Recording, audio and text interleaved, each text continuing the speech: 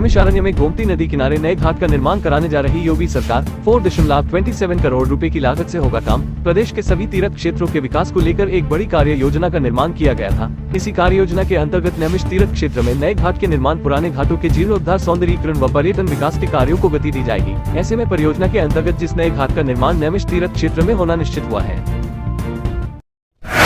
69,000 शिक्षक भर्ती में आरक्षित वर्ग के अभ्यर्थियों ने केशव मौर्य के आवास पर किया प्रदर्शन और की न्याय की मांग। 69,000 शिक्षक भर्ती में आरक्षित वर्ग के अभ्यर्थियों ने सोमवार को उप मुख्यमंत्री केशव प्रसाद मौर्य के आवास के सामने प्रदर्शन किया। अभ्यर्थियों ने हाईकोर्ट लखनऊ की डबल बेंच से आए आदेश का पालन करने की मांग को लेकर धरना दिया और नारेबाजी की। अभ्यर्थियों ने नियुक्ति में देरी और आरक्षित वर्ग के साथ हुए अन्याय का मुद्दा उठाते हुए तत्काल कार्रवाई की मांग की।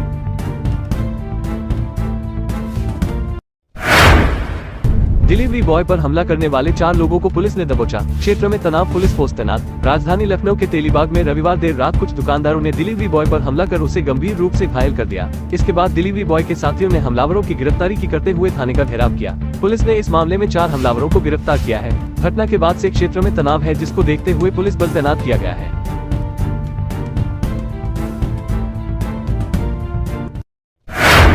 यूपी के बहराइच में दिल दहला देने वाली वारदात। पिता ने बेटी के शरीर के कर डाले 6 टुकड़े। प्रेम प्रसंग से था नाराज। बताया जा रहा है कि गांव के रहने वाले नईम की बेटी का प्रेम प्रसंग किसी युवक के साथ चल रहा था। इस बात से पिता काफी नाराज था। प्रेमी गांव में अपनी प्रेमिका से मिलने आया तो ये बात पिता को पता चल गई। इससे पहले वह लड़के को पकड़ता तो लड़का वहां से भाग गया। फिर क्रोधित पिता ने अपने बेटी को ही काट डाला।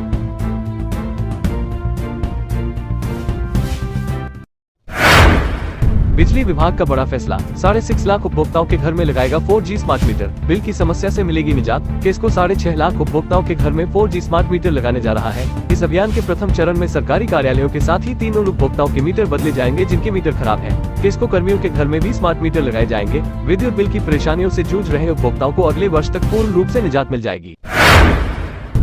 तेरे ऊपर हम मुकदमा दर्ज करवाएंगे। इतना डर गया युवक कर लिया सुसाइड। नोट में लिखकर गया ये बात। मृतक ने सुसाइड नोट में लिखा है कि बच्चों के बीच हुए झगड़े के बाद पड़ोसी उस पर पुलिस का भय दिखाकर दबाव बना रहे थे। इस कारण उसे आत्महत्या जैसा कदम उठाना पड़ा। रविंद्र ने बताया कि भाई ने अपने हाथ पैर पर भी सुसाइड नोट लिख रखा था। वहीं इस संबंध में दोबट थाना प्रभारी सुरेंद्र सिंह जादौन ने बताया कि युवक ने आत्महत्या की है।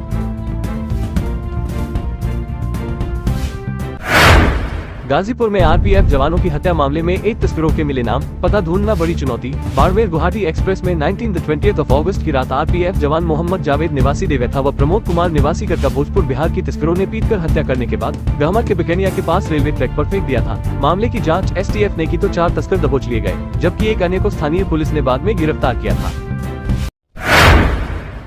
आखिर वन विभाग ने क्यों जलाया मादा गुलदार का शव। गाड़ी वाला मार गया था, टक्कर यह है वजह। गुलदार के शव वन विभाग के कार्यालय ले जाया गया और पोस्टमार्टम के बाद शव जलाकर नष्ट कर दिया गया। सोमवार सुबह राहगीरों को नजीबाबाद रोड पर गांव झल्ला के पास सड़क किनारे एक गुलदार का शव पड़ा दिखा। इसकी सूचना वन विभाग को दी गई। गुलदार के शरीर पर चोट के गहरे निशान थे। बस्ती में स्कूली वैन में चलते चलते अचानक लगी आग, बाल बाल बची छात्रों की जान। बस्ती में एक स्कूली वैन में अचानक आग लग गई, जिससे छात्रों में अफरा तफरी मच गई। हालांकि आसपास के लोगों की मदद से सभी छात्रों को सुरक्षित बाहर निकाल लिया गया। कोतवाली थाना क्षेत्र के सरयू नहर कॉलोनी खोरवा मोहल्ले में वैन में आग लगी थी। वैन में आग लगने के दौरान 4 से ज्यादा बच्चे सवार थे। आग लगने के कारणों की जाँच जारी है। जाति जनगणना पर आ गया सुप्रीम कोर्ट का फैसला। अब केंद्र सरकार के पाले में गेंद। जातिगत जनगणना का मुद्दा पूरे देश में विपक्ष उठा रहा है। अब इसे लेकर दाखिल एक याचिका पर विचार करने से देश की शीर्ष अदालत ने इनकार कर दिया है। पी प्रसाद नायडू ने सुप्रीम कोर्ट में याचिका दाखिल की थी। इसमें सामाजिक आर्थिक जाति जनगणना कराने की मांग की गई थी। हालांकि अदालत की अनुमति के बाद याचिकाकर्ता ने अपनी याचिका वापस ले ली।